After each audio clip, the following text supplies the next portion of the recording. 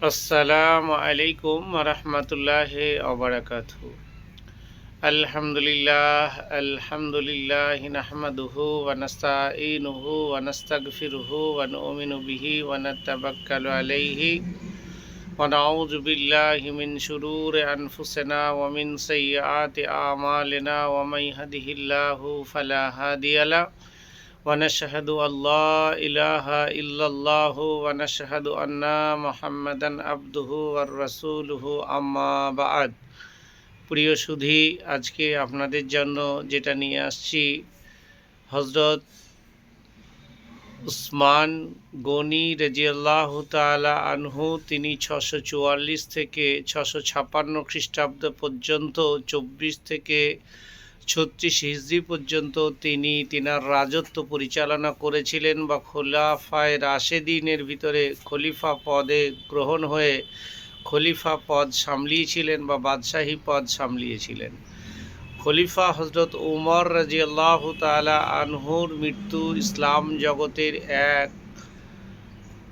ইসলাম জগতে এক নিদারুণ শূন্যতার সাক্ষী হয়ে যায়। হযরত ওমর রাদিয়াল্লাহু তাআলা আনহুর যে প্রভাব ছিল, সেই প্রভাব বিস্মিত হয়ে মানুষ একটা শূন্যতা ভাব দেখতে পায়। এমন সময় জগৎ কাঁপানো খলিফা ছিলেন তিনি, যিনি যে রাস্তা দিয়ে হাঁটতেন সেই রাস্তায় একটা শয়তান পর্যন্ত হাঁটতে ভয় করত। এমতো অবস্থায় হযরত ওমর রাদিয়াল্লাহু তাআলা আনহু ইন্তেকালের পর কাকে খলিফা পদ দেওয়া যাবে বা কে খলিফা পদ নিতে পারবে, এরকম একটা বিষয় নিয়ে দীর্ঘ আলোচনা শুরু হয়।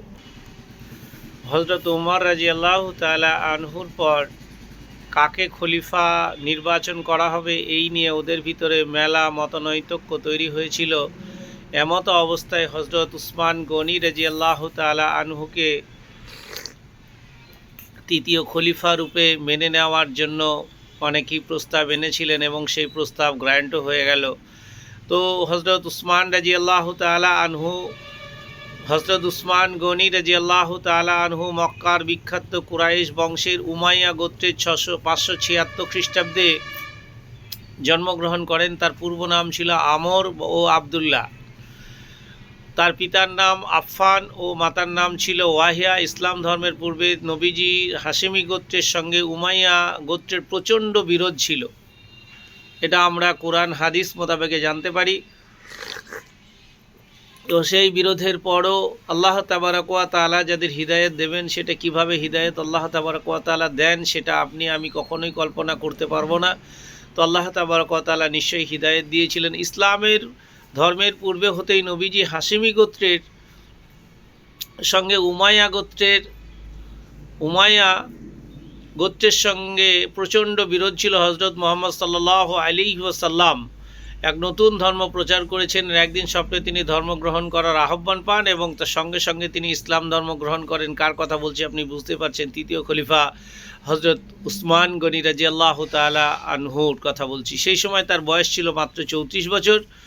তো 34 বছর বয়সে মক্কার শিক্ষিত ব্যক্তিদের মধ্যে তিনি ছিলেন অন্যতম, এবং ধনী ব্যক্তিদের মধ্যেও সুপরিচিত একজন ব্যক্তি ছিলেন তৃতীয় খলিফা হযরত উসমান গনি রাদিয়াল্লাহু তাআলা আনহু। তার সঙ্গে মুহাম্মদ সাল্লাল্লাহু আলাইহি ওয়াসাল্লামের কন্যা রুকায়ার প্রথমে বিবাহ ও মৃত্যুর পরে অপর কন্যা উম্মে কুলসুমের সঙ্গে বিবাহ দিয়েছিলেন কে? আমার প্রিয় হাবিব হযরত মুহাম্মদ সাল্লাল্লাহু আলাইহি ওয়াসাল্লাম।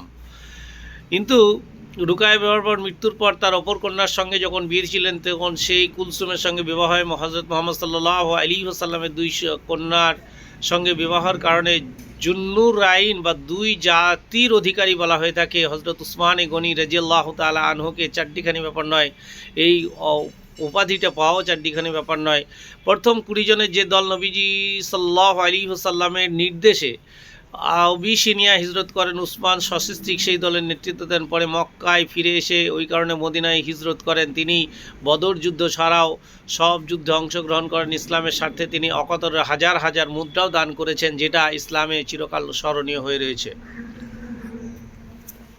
তো হযরত আবু বকর রাদিয়াল্লাহু তাআলা আনহু অংশগ্রহণ করেন। ইসলামের স্বার্থে তিনি অকাতরে হাজার হাজার মুদ্রা দান করেছেন।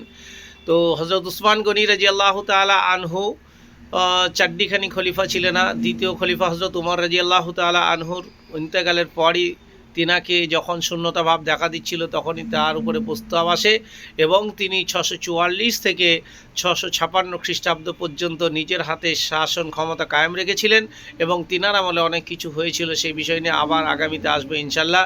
আজকে এখানে এই পর্যন্ত। আসসালামু আলাইকুম ওয়া রাহমাতুল্লাহি ওয়া বারাকাতুহু।